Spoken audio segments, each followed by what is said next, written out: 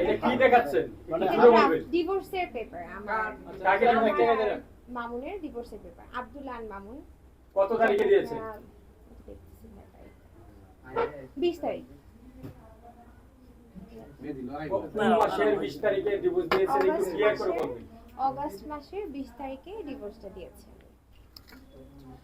এই যে ডিভোর্সটা অগস্টের 20 তারিখে দিয়েছেন, তা আপনি যে অভিযোগটা করেছিলেন, আমি সেই অভিযোগের পরিপ্রেক্ষিতে আমি বলতে চাই, যখন আপনি পরপর এর আগে দুইবার সংবাদ সম্মেলন করেছেন, আপনার সঙ্গেও থার্ড কোনো পার্টি ছিল বা তৃতীয় কোনো ব্যক্তি ছিল, দ্বিতীয় কোনো ব্যক্তি যিনি থার্ড জেন্ডার বা তিনি মামুনের মাকে নিয়ে একটু ব্যাড ল্যাঙ্গুয়েজে কথা বলেছে, আপনি পাশে থেকে হেসেছেন, কোনো প্রতিবাদ করেননি।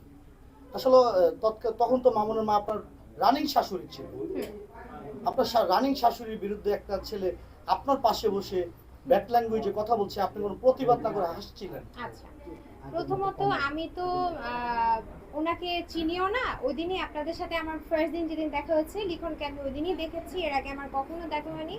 এর আগে লিখন আর লাইলা মিলে আমাকে প্রচণ্ড টেক্সট করতো, যখন থেকে মামুনের সাথে আমি সম্পর্কে আছি তখন থেকে, বিয়ের পর থেকে আমাকে টেক্সট করতো। তো আপনাদের সাথে যেদিন আমার দেখা হলো প্রথম, ওই দিন আমি লিখনকে ফার্স্ট দেখি। তো উনি কি বলবে হুট করে, সেটা তো আমার শিখানো না বা আমি জানিও না উনি হুট করে এরকম একটা কথা বলবে।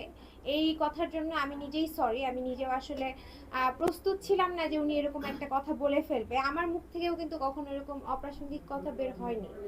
সো এটা আসলে আমি জানি না ভাইয়া, উনি হঠাৎ করে এই ধরনের কথা বলে ফেলেছেন। আর এরকম এই সিচুয়েশনে আমি নিজেও অকওয়ার্ড হয়ে গেছিলাম।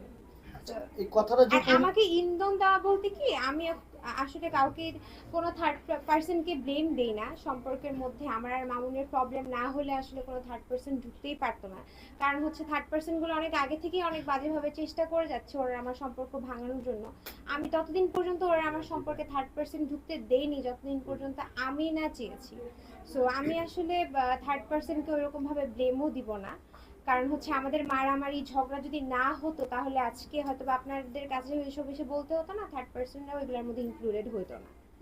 আপনি একজন সাধারণ নারী হিসেবে বা দেশের একজন সচেতন নাগরিক হিসেবে আপনার পাশে বসে আপনার শাশুড়িকে যে ভাষাটা ইউজ করেছে, আপনি আমার শাশুড়ি আমাকে নিয়ে কিভাবে কথা বলেছে এটা কি আপনারা দেখেছেন? ওনাদের কিন্তু স্টেটমেন্ট অনেক পরিবর্তন হয়। আমার শাশুড়ি আমি কি বলবো আসলে, এখন আমার এক্স হাজবেন্ড, শাশুড়ি বলা কি যৌক্তিক হবে কিনা আমি জানি না। তো যাই হোক, মামুনের মা আমাকে নিয়ে যে ধরনের কথা, যে ধরনের এলিগেশন দিয়েছেন, আপনি যে আরিফ ভাই গিয়েছিলেন ওদের বাসায় ইন্টারভিউ নিতে, তখন দেখেছেন শরীয়তপুরে যে ধরনের কথা আমাকে নিয়ে বলেছে, আর আসার পরে তাদের স্টেটমেন্ট কিন্তু অনেক পরিবর্তন হয়ে গিয়েছে। তো একটা শাশুড়ি আমাকে নিয়ে কিভাবে এই ধরনের কথা বলে?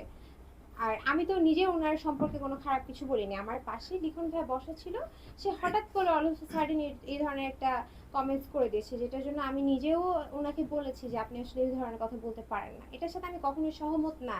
সে যতই হোক, সে আমার গার্ডিয়ানের মতো, তাকে আমি এতদিন শাশুড়ি আমার ছিল, তাকে এতদিন আমি মার মতো সম্মান করেছি। সো এই ধরনের কথা আমার মুখ দিয়ে কখনো বের হয়নি, আর আমি এটা এটার পক্ষেও না।